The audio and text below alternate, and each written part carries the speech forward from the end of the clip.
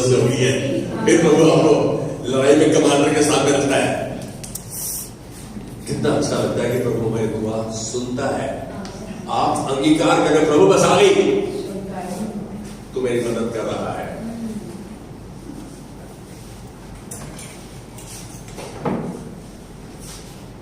प्रभु का धन्यवाद। एक और अवसर, एक और मौका। आज कोई बताएगा कि आज क्या दिन है? खास लोगों ने पाम संडे, किसी के हाथ में खजूर की डाली नहीं, सारे पाम संडे बना रहे हैं। वेरी गुड, मालूम है मेरे से अपने हृदय में प्रश्न आया कि पाम संडे क्या वही करें जो उस समय यीशु के यरूशलेम में प्रवेश करने पर लोगों ने किया, या सोच समझ के प्रभु के वचन को जानकर वो करें जो वो चाहता है। मेरी बात तो समझो, लकीर के फकीर नहीं बन जाओ। बस उस दिन तो वो खजूर की डालियां लेके उन्होंने अपने कपड़े उतार दिए, आज कपड़े उतारो अपने और लाओ दीदी के बच्चे को। यहाँ पर यीशु मसीह का है। अरे भाई, यीशु मसीह उस समय जो यीशु मसीह था आज हमारे हृदय में है।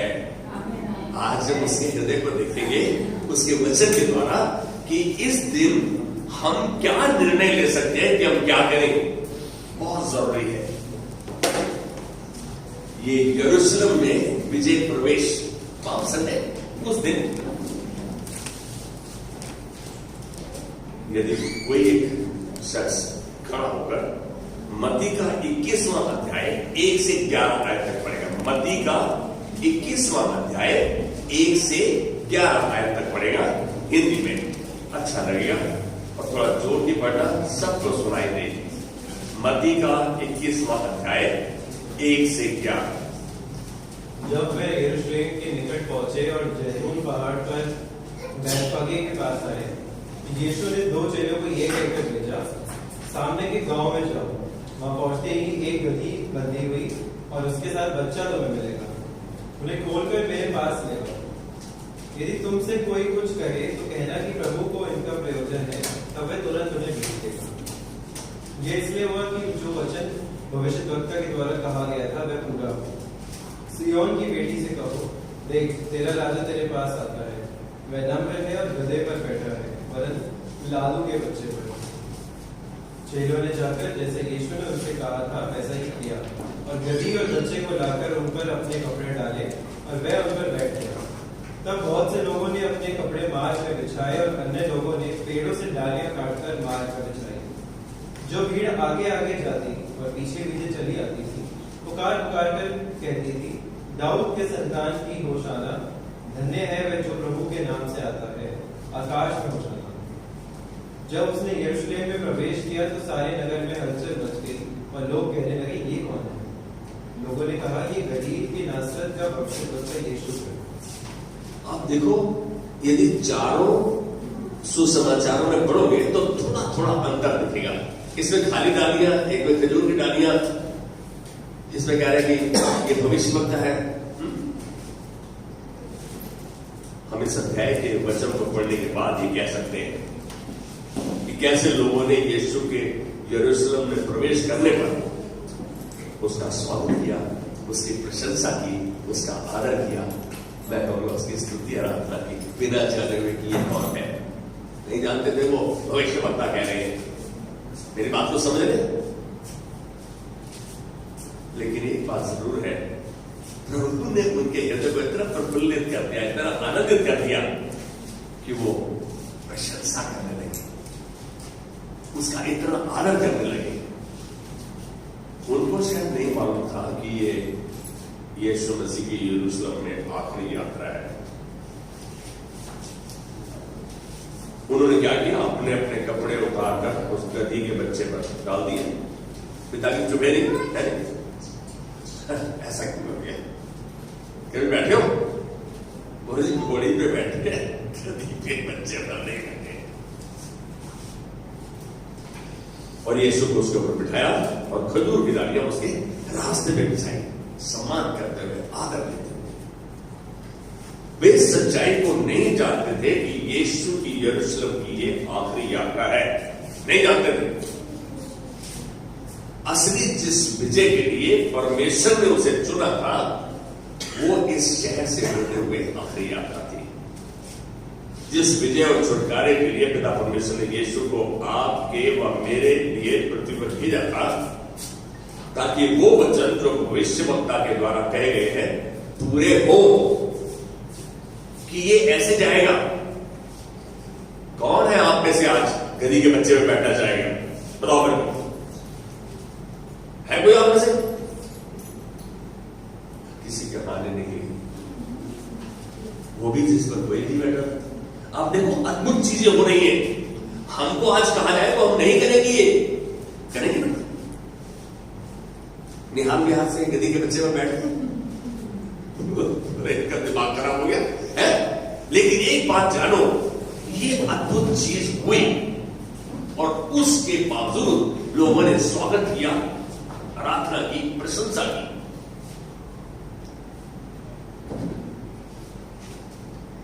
किसी को सच्चाई का पूरा ज्ञान नहीं था, किसी को जो उस समय शामिल थे सच्चाई का पूरा ज्ञान नहीं था। कुछ इसलिए उसकी प्रशंसा व स्वागत कर रहे थे कि उन्होंने इसके द्वारा आश्चर्य कर्म देखे थे, लाजर को जिंदा होते देखा। अरे भाई, प्रशंसा कर रहे थे और नहीं आश्चर्य कर्म देखे, कुछ तो इसलिए कर रहे थे। और कुछ फरीसी यहूदी सदूकी जो थे वो इसका विरोध कर रहे थे। अरे ये कर रहे हो, ये तो परमेश्वर की स्तुति आराधना होनी चाहिए, प्रशंसा तो उसकी होती है, आदर तो उसको दिया जाता है, तुमको आदर इसको दे रहे हो। क्योंकि उनके मन में वो, उनको प्रभु ने शायद प्रकाशन नहीं, ये उन आम आदमियों को ये दिया कि वो खुश हो गए, उसका आदर करने लगे। इतना आदर कि अपने कपड़े उतार के रास्ते में डाल दिए। अजीब सी चीज दिख रही है। वो कह रहे थे कि प्रशंसा केवल प्रभु की होनी चाहिए, स्तुति केवल प्रभु की होनी चाहिए। ये कौन है? इसका मतलब उनके हृदय में ये बात नहीं थी। मालूम है लूका 19:40 में यीशु ने क्या कहा? लूका 19:40 में यीशु ने क्या कहा? मैं तुमसे सच कहता हूं कि यदि ये लोग चुप रहे तो पत्थर चिल्ला उठेंगे। आप सोचो, यीशु मसीह ने आश्चर्य कर्म किए। कई बार लोगों ने कहा कि प्रभु ये आश्चर्य कर्म तो परमेश्वर केवल कर सकता है, जिसके साथ परमेश्वर वही कर सकता है। यीशु मसीह ने इस बात को कहा, कहता है यदि ये नहीं बोलेंगे, ये स्तुति बजेगी तो पत्थर चिल्ला उठेंगे। उनको बतला रहा था प्रभु, ये ठीक कर रहे हैं, तुम इस बात को जान लो।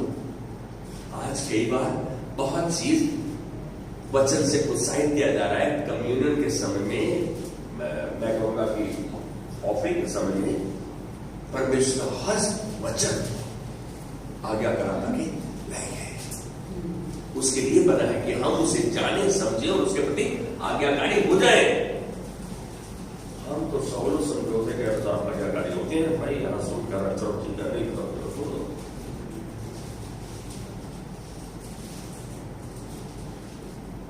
आज ये वचन हमें उत्साहित करते हैं क्या कि तुम यदि सच्चाई जानने के बाद भी स्तुति आराधना नहीं कर रहे, प्रशंसा नहीं कर रहे, समर्पित नहीं कर रहे, तो प्रभु उनको खड़ा कर देगा जिनसे तुम कभी आशा भी नहीं करते। उसको इस्तेमाल कर लेता है जिससे हमारी सोच काम नहीं कर रही। पौलुस को इस्तेमाल कर लिया है। आपने कभी सोचा? हम तो ऐसा सोच नहीं सकते, आम आदमी हद तक जा ही नहीं सकता कि पौल जो शाऊल था, जो पौल बन गया दमिश्क की यात्रा के बाद, क्या प्रभु ने उसको, इसका मतलब परमेश्वर आपके हिसाब से नहीं चुनता जैसा आप सोचते हो। उसकी सोच, वो कह रहा है मेरी सोच तुम्हारी सोच से भिन्न है, अलग है, बिल्कुल अलग है। हम ये बात को जाने कि सच्चाई का जानना उसके वचन के द्वारा हमारे प्राथमिकता होनी चाहिए, जरूरी है। आज ये वचन हमें उत्साहित कर रहे हैं। हम यीशु के आमंत्रण, स्वागत, स्तुति, प्रशंसा पूरे हृदय से करें। वो हम जब आते हैं तो वो हमें लेके आता है। हम ये भूल जाते हैं कि आज हम आगे देखा आसाद करते आए, वो लेके आता है, हमें अपने धर्म में दाहिने हाथ से संभाले रहता है। क्या इस बात को जानते हैं? हमें वाहन पे लाता है तो सुरक्षित लाता है, ये उसकी सुरक्षा है। उसने स्वर्गदूतों को नियत कर रखा है, निश्चित कर रखा है। क्यों? हम क्यों पूरे हृदय से उसकी प्रशंसा स्तुति आराधना करें? क्योंकि यह उसे भाता है, यह उसे भाता है, आज्ञाकारिता उसे भाती है। उसने कहा स्तुति आराधना करो, मेरी प्रशंसा करो, थोड़े गीत भी गाओ, डांस करो। कहा उसने? कहीं कहा? अरे भाई कहीं कहा उसने? बोलो कहीं ना, पास्टर ने कहा था इसलिए कर रहे हम तो। अरे भाई उसने कहा, क्यों नहीं कहा? क्योंकि वचन नहीं देते, हमें वचन मालूम नहीं है। हमने निर्गमन 23 का 25-26 देखे, क्या कह रहा है? तुम अपने परमेश्वर यहोवा की उपासना करना। कंपोजिट शब्द है, मिश्रित शब्द। तुम अपने परमेश्वर यहोवा की उपासना करना। स्तुति आराधना प्रशंसा मिलकर उपासना बनते हैं, तब वो तेरे अंदर पर आशीष देगा, तेरे मध्य से लोगों को दूर करेगा। तेरे देश में ना किसी का घर गिरे और ना ही कोई बात होगी, तेरी आयु मैं पूरी करूंगा। आप देखो, एक स्तुति प्रशंसा आराधना उपासना कितना फल लाती है, हमें पता ही नहीं। हम तो जरा सी बात क्या कर जाते हैं। प्रशंसा स्तुति आराधना मिलके होती है। हम जब मिलते हैं, हम मिलकर स्तुति आराधना करते हैं, उसका अर्थ अलग दिखता है। हम उसके असर अलग देखते हैं। हम देखते कई बार हम नहीं भी चाह रहे तो फिर भी हमारी आंखें बंद और हाथ ऊपर उठ जाते हैं। ये परमेश्वर का अनुग्रह है, ये है परमेश्वर का अनुग्रह, वो करता है हम पे। मैं देख रहा हूं कि जब परमेश्वर ने यहां कहा कि तू अपने देश निर्गमन 23 के 25 में तू अपने परमेश्वर यहोवा की उपासना करना, क्या उसने कहा तू अच्छा महसूस करे है? तेरे घर में बहुत अच्छा माहौल हो तब आराधना करना, झगड़ा हो जाए तो आराधना नहीं करना? कहा ऐसा? हम तो बहुत बार ऐसा करते हैं। हम तो आपस में थोड़ा सा तनाव हो, क्या करते हैं? अरे अंदर को डिस्टर्ब नहीं कर। उस समय कभी ऐसा कहते हैं कि आप स्तुति आराधना करेंगे? शायद कई बार हम भी मना कर देते हैं। मैं अपने आप की कर रहा हूं। आज प्रभु ये कह रहा है, उसने चुनाव नहीं दिया। God did not give an option.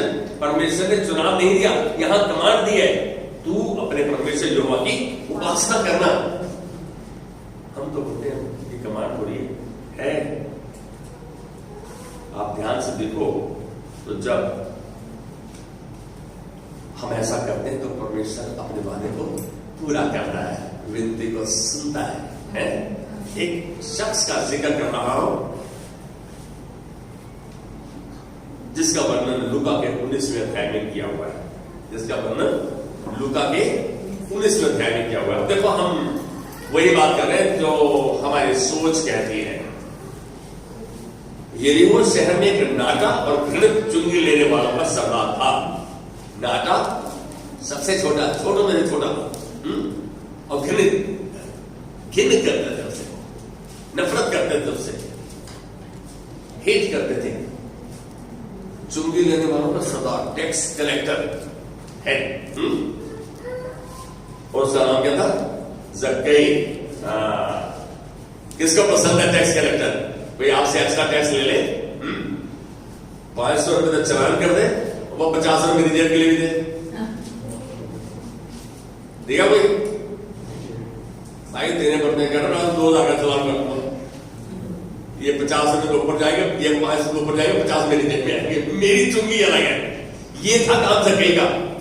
उसने जो टैक्स था उसके अलावा अपनी पॉकेट के लिए टैक्स बना रखा था। बाइबल बताती है इसके बारे में। He had made a separate fund, अपने निमित्त उसने टैक्स बना रखा था। कितना बेकार आदमी था, आप समझ रहे हैं इस बात को? हम बेकार को देख रहे हैं आज बेकारों के दिन है। हम कौन है? जीरो। परमेश्वर क्या बनाना चाहता है? हीरो। जान लो इस बात को।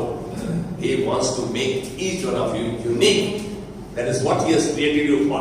इसी मकसद से उसने आपको रचा है, बुलाया है, ठहराया है, चुना है। फिर भी हम नकारात्मक सोच को लेकर चलते हैं। अपनी सोच को बदले, सोच के बदलने के द्वारा सब कुछ बदलेगा। सोच बदलना पहला काम है। तो क्योंकि जक्कई लालची और बेईमान टैक्स कलेक्टर था, इसलिए लोग उससे घृणा करते थे। लोग उससे क्यों घृणा करते थे? वो लालची भी था, बेईमान भी था। समय के साथ साथ जक्कई ने जन्म घृणा को जीवन में कैसे हैंडल करना है सीख लिया था। मतलब लोग उससे घृणा करते थे, उसके बारे में बकवास करते थे, उसने उसको कैसे हैंडल करना है प्रश्न पूछ लेते थे, कैसे टैकल करना है, उसने सब सीख लिया था, समय ने उसको सिखा दिया। उसके लिए यह एक रूटीन बन चुका था। क्या था? रूटीन। रिश्वत देते हैं, कहता बाबूजी, कहता जज के सामने बैठ के पैसा लेते हो? कहता है ये रिश्वत नहीं है, रिश्वत कभी कभी ली जाती है, रूटीन है ये। उसका रूटीन बन गया था, क्योंकि ये बात मैंने अपनी आंखों से देखी और कानों से सुनी, तो इसलिए बता रहा हूं। ये उसका रूटीन बन चुका था। लालच और बेईमानी ही उसके जीवन को चलाता था। लालच और बेईमानी ही उसके जीवन को चलाती थी, और वही उसके जीवन का आधार था। That was the foundation of his life. आप समझ सकते हो? लालच, चुंगी, रिश्वत, यही उसका धंधा था। कितना अमीर है ना, पैसा था उसके पास, और ये पैसा ही पैसा, लेकिन कोई संगति नहीं, इंसुलेटेड और आइसोलेटेड एकदम, कोई उसके साथ नहीं आता। तो ये फिर तो आई अपना मौज करता हूं, पैसा था उसका, है ना, पैसा होना चाहिए ना, सब कुछ हो जाता है। लोगों से मैंने यही सुना है, अरे खूब पैसा हो सब कुछ कर सकते हो आप। नहीं कर सकते आप, पैसा सब कुछ नहीं है। God is everything. कितनी मुश्किल परिस्थिति थी उस समय। यहां मुझे जो देखने को मिला जब मैं इसको संदेश को बना था कि साधारण कर, जो साधारण टैक्स है, इसके अलावा उसने अपने निमित्त चुंगी रखी थी जो लोगों को देनी पड़ती थी अपने लिए। जक्कई इस घृणा और लोगों की टिप्पणियों का सामना अधर्मी तरीके से करने में निपुण हो चुका था, बिल्कुल एक्सपर्ट हो। कैसे? आप कभी किसी ऐसे शख्स से मिले तो रिश्वत मांग रहे हैं आपसे? प्लीज, मैं तो बहुत बार मिला हूं। कभी मिले हो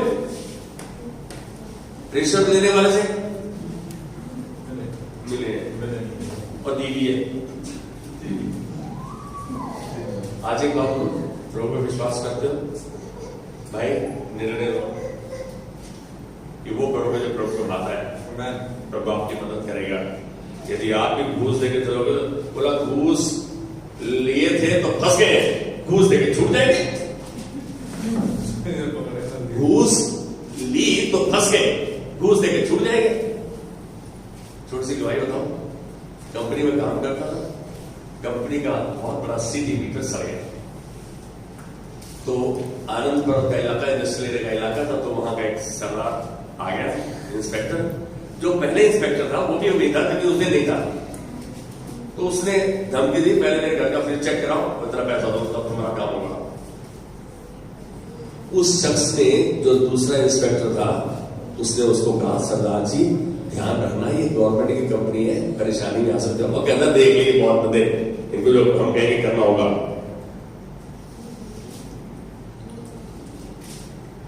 वो शख्स कंपनी के दफ्तर गया, बोला जी ऐसे ऐसे काम है, काम करो। अब क्योंकि मैं सर्विस इंचार्ज था, मैंने कहा साहब ऐसा विजिटिंग चार्जेस जमा करा दो आप, और कोई नहीं चार्ज जमा होंगे, कंप्लेंट दाखिल नहीं करना भाई। अब जो कि सरकारी अफसर है, सरकारी अफसर अधिकार में है, उसके पास सामर्थ्य है, उसके पास पावर भी है। उसने दूसरे इंस्पेक्टर से कहवाया, आप अंदाजा लगाइए उसके घर में क्या चीज नहीं थी। He was just like Zakai. इतना पैसा मिलता है इंडस्ट्री लेने में, ऐसे रेगुलर सप्लाई के लिए, या सप्लाई का भी कुछ हो गया, चेंज करना है, खूब पैसा मिलता है। लेकिन उसकी बेटी की शादी 3 बार हुई और तीसरी बार वो सेटल नहीं हुई।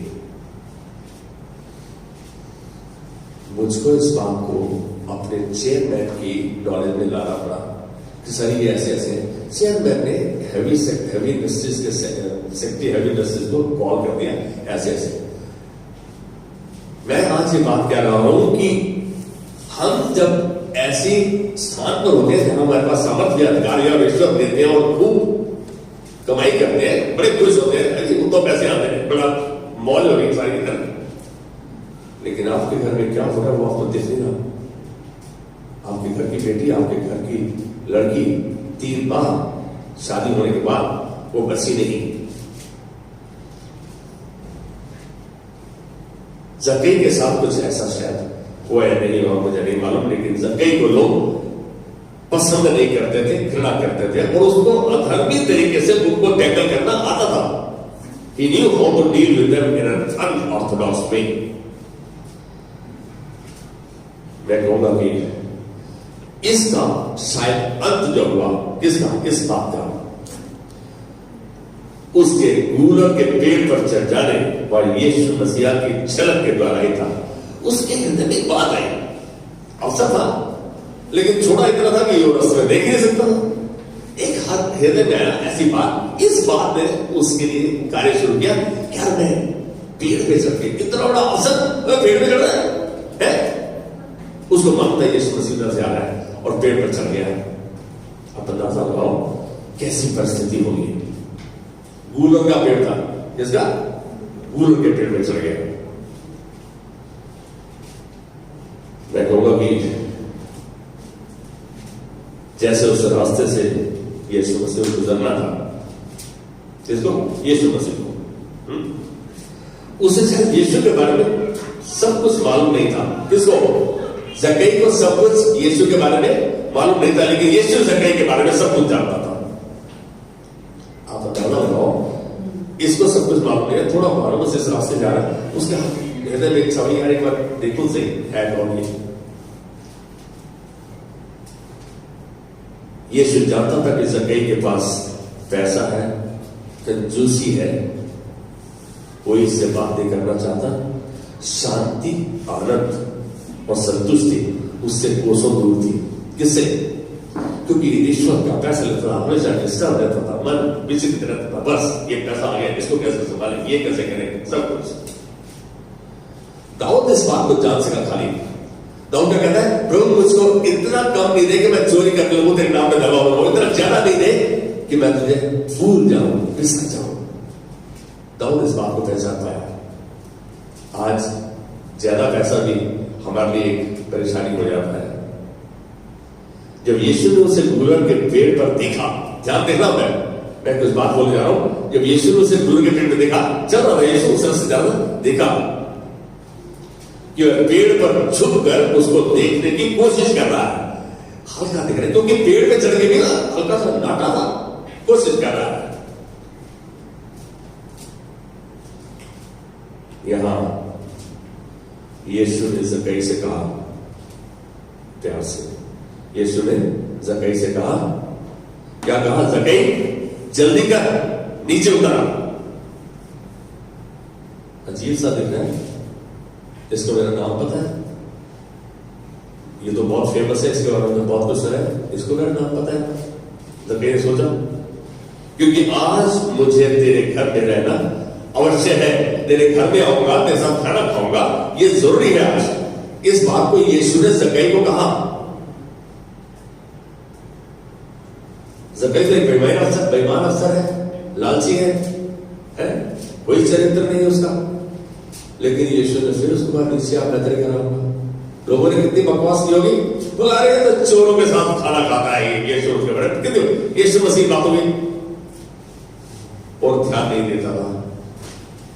यदि आप परमेश्वर कहना मान रहे हैं तो आपके बारे में कोई टिप्पणी कस रहा है, कुछ भी कह रहा है, तो आपको उसको ध्यान देने की जरूरत नहीं है, क्योंकि वो सच नहीं है। अगले ही क्षण जक्कई पेड़ से उतरा, यीशु को आनंद से अपने घर ले गया।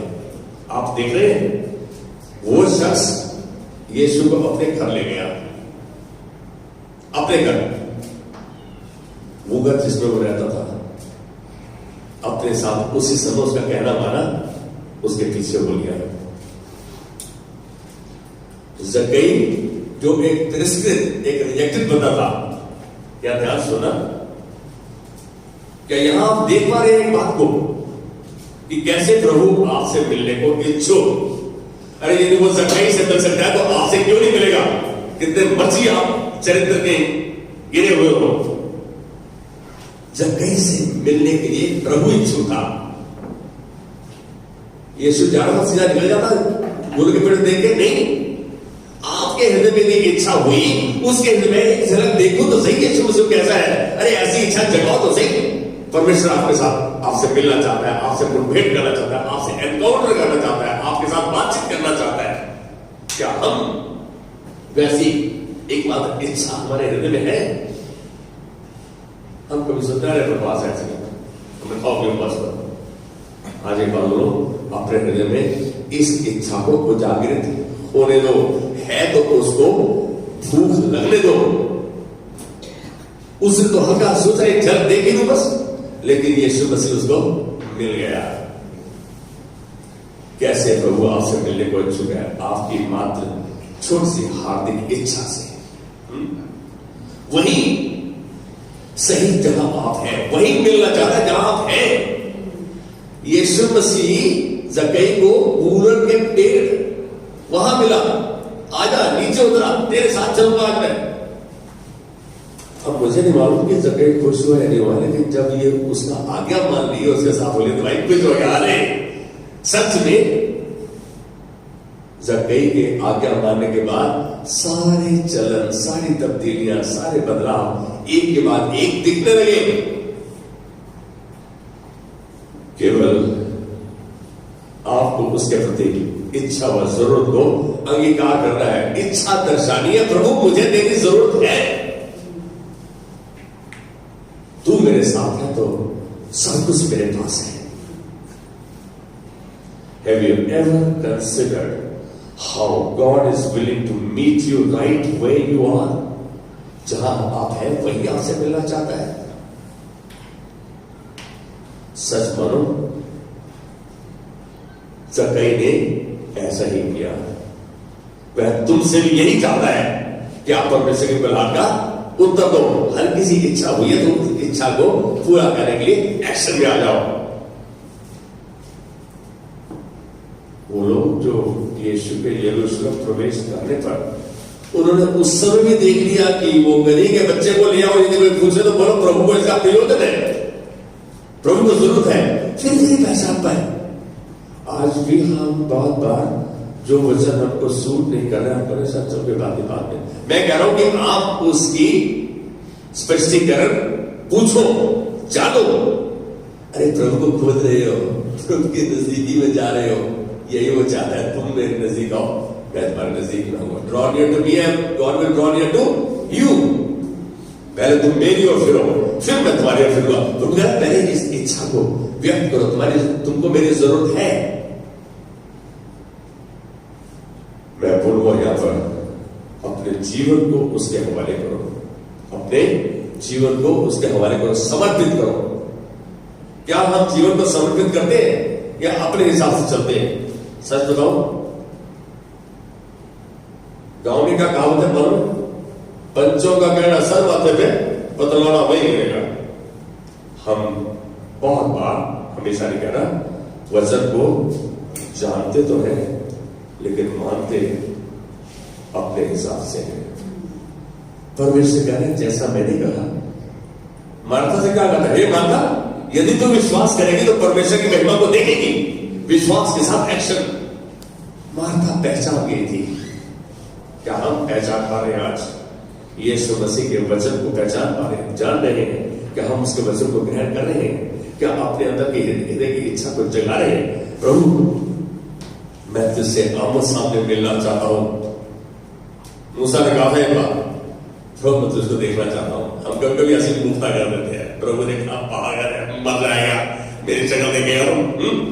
क्या मूसा को दिखाया अपने आप को प्रभु ने? नहीं, मूसा को दो पहाड़ियों के बीच में ऐसे ऊपर से पकड़ के मैं निकलूंगा तो तुमको देख लेना। प्रभु आज क्या चाहता है हमसे? हम उसके वचन को जाने, वचन को समझे, वचन की गहराई में जाए। आज हमारे पास उसका वचन है। जिस समय यीशु मसीह का लोग स्वागत कर रहे थे उस समय उसका वचन उनके पास नहीं था। शायद वो यीशु मसीह के आमने सामने होकर भी पहचान नहीं पाते थे, क्योंकि वो समय नहीं आया था उसकी महिमा का। वो महिमा के रास्ते पर था, विजय की यात्रा पर था। आखिरी यात्रा थी वो, उसके बाद उसको सूली पर चढ़ना था। हम समझ रहे सूली विजय यात्रा कितनी अच्छी होगी, वहां पर बस गले में हाथ देगा, क्राउन डाल देगा, सब कुछ हो जाएगा। कभी कभी हम क्या समझते हैं, प्रार्थना का उत्तर मिल गया, पर वो तो मेरे मेहनत को नहीं गया। मैं आपको बताऊं, मेरे को एक रात को उठाए के लिए फोन आया, काफी दिन पहले की बात, कि जिसको आप देख के आए थे ना, जिनके घर में रोते लोगों को आपने चुप कराया था अस्पताल में, जाओ वो मर गया बता, तुम जाओ सवेरे। मेरे माथे में पसीना, जिसके लिए प्रार्थना करके आए वो लोग जिंदा है और बंदे चुप हो गए, सवेरे वो मर गया, तुम जाओ। अब मैं क्या कहूंगा उसको, क्योंकि उनके प्रश्न अलग होंगे। क्या मैं उस समय अपने आप को हल्का सा अलग कर लूं? जब आप सामना करोगे परिस्थिति का, तो आपसे शैतान भागेगा, आपका डर निकल जाएगा, आप परमेश्वर की महिमा को देखोगे। आज यहां जक्कई ने जय के उत्सव को देखा। यहां देखो कि जक्कई के साथ हुआ क्या। जैसे जक्कई के घर में यीशु ने प्रवेश किया, जक्कई का मन परिवर्तित हो गया, उसका हृदय परिवर्तित हो गया। प्रभु आज के बाद मैं धोखाधड़ी बंद, कोई टैक्स कलेक्शन नहीं होगा, कोई गलत से गलत चार्ज नहीं होगा। फिर उसने कहा जिनसे मैंने गलत लिया है उनका 4 गुना वापस करूंगा। आप ये देखो, यीशु का उसके घर में प्रवेश करना, उसके मन, उसके हृदय, उसके संपूर्ण का परिवर्तन था।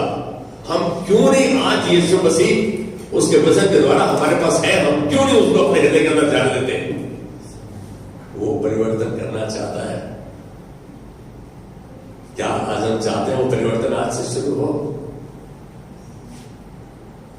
सच में जक्कई को एहसास हो गया था कि उद्धारकर्ता के पीछे होना ही उसके जीवन की सही शुरुआत है। उद्धारकर्ता के पीछे होना ही उसके जीवन की सही शुरुआत है। वो समर्पण के बाद, इस अंगीकार के बाद कि प्रभु जिनका मैंने गलत तरीके से पैसा ऐंठा है उनको 4 गुना लौटाऊंगा, और आज के बाद धोखाधड़ी बेईमानी धोखाधड़ी छोड़ दी। उसने अंगीकार किया, जैसा तुम कहोगे वैसा हो जाएगा। व्हाट यू से सो शैल इट बी। नहीं प्रभु, कोई घर में दे जाए तो मैं कैसे मना करूं? सुरेश सच बात है, कहता घर में कोई दे जाए रिश्वत दे, मैं मांगने थोड़ी गया था, वो घर में देगा उनको।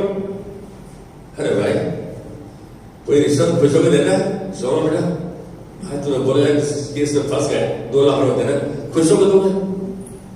कितना मुश्किल है कि ऐसे समय में हम जानते हैं आपका परमेश्वर हर समय आपके साथ है, हर समय आपके साथ है, उसकी उपलब्ध सहायता आपके साथ है। आप ये देखो कि यीशु मसीह आज हमसे फिर मार्था की तरह कह रहा है, यदि तू विश्वास करेगा और वचन में चलेगा तो मेरी महिमा को देखेगा, मेरी महिमा को देखेगा।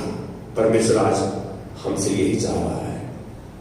उसने अपने जीवन का अर्थ और मकसद पा लिया था। किसने? जक्कई ने।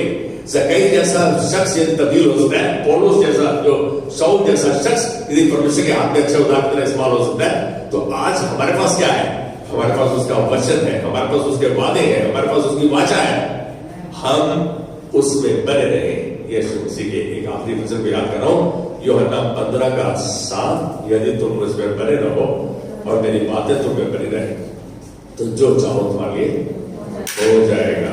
परमेश्वर आपको सब कुछ करने की सामर्थ्य बख्शे हुए हैं। लोभ लाभ, परमेश्वर ने जक्कई को ईमानदार भी बना दिया, परमेश्वर ने जक्कई को अपने राज्य का खोजी भी बना दिया, लालच लोभ से मुक्त कर दिया। आप देखो छुटकारा कैसे मिलता है। यीशु के आपके अंदर आने के बाद ये तब्दीलियां चिन्ह आप में दिखने लगते हैं। क्या सच में चिन्ह दिख रहे हैं? ये आप मिक्स करेंगे, कोई बात नहीं, कहीं कहीं अरबी की बात, कहीं अपनी बात। Right, take one side, be on God's side, and God will show forth His glory. He will reveal His glory. He will take you through all the trial and tribulation. आपको जय के उत्सव से लेकर चलेगा।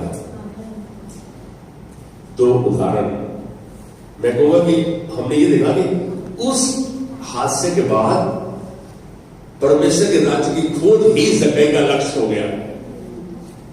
2 सिद्धांत आ रहे हैं, 2 प्रिंसिपल्स आर इवॉल्विंग यहां सामने आ रहे हैं, और वो है आप परमेश्वर को कभी भी इच्छा से बढ़ के नहीं दे सकते। मैं देने की बात पे आ गया जोमा, परमेश्वर को अपनी इच्छा से बढ़ के नहीं दे सकते। दे सकते? Can you out give God? अरे जितना देता वही तो तुम दे पाओगे, उससे बढ़ के कहां दोगे? और दूसरा साधारण दुख वो है कि परमेश्वर की उपस्थिति की जरूरत मनुष्य में ऊर्जा उत्पन्न करती है। कि awareness of God's presence energises your life. Awareness of God's presence कहां रहती है उसकी उपस्थिति? जहां 2 या 3 मेरे नाम से इकट्ठे होते हैं वो उनके मध्य में उपस्थित रहता हूं। परमेश्वर की उपस्थिति आपके साथ है, ये आपके हृदय में पक्का होना चाहिए। और दूसरा, प्रभु जो कुछ दान तूने मुझे बख्शा है मैं आज से उसका सही इस्तेमाल करूंगा, भरपूरी से इस्तेमाल करूंगा। और प्रभु तूने अपना वचन मुझको दिया है, मैं तेरी आज्ञाओं से तोड़ने विधियों को मानते हुए जानते हुए प्रभु इस पर चलूंगा, क्योंकि तू मेरी मदद कर रहा है। तेरी मदद के बिना मैं कुछ नहीं कर सकता, तेरे साथ मैं सब कुछ सीख सकता हूं। आज वादा करेंगे प्रभु, जो वादे तूने दिए हैं, जो वाचा तूने बांधी है, जो वचन तूने दिया है प्रभु, मैं उसको जानकर समझकर उससे मनन करता हुआ चलूंगा। आइए अपनी आंखों को बंद करें, प्रभु धन्यवाद देते हैं आज ये विजय का उत्सव जिससे यीशु हमें लेकर जा रहा है कि हम आज अंगीकार कर रहे हैं प्रभु हमें तेरी जरूरत है, हर समय तेरी जरूरत है। और हम रूप हर समय प्रभु तेरे साथ मिले रहना चाहते हैं। आज इस व्यक्ति को धन्यवाद के साथ तेरे हाथ में देते हुए प्रभु तेरा अनुग्रह जो तूने उठेला है, तेरा अभिषेक जो तूने जन पर उठेला है प्रभु, तेरी हरदम उपलब्ध सहायता जो इनके साथ है, हम आज इस वचन के द्वारा, इन चरित्रों के द्वारा, प्रभु तेरी उपस्थिति के द्वारा हम इन जन के जीवन में और जीवन के द्वारा तेरी महिमा को देखेंगे यीशु मसीह के नाम में। Amen. Can we say amen? Amen. God bless you. Have a wonderful day and a wonderful week. बहुत अच्छा दिन। हमारे पिता का प्रेम, यीशु मसीह का अनुग्रह और पवित्र आत्मा की सहभागिता हम सबके साथ बनी रहे।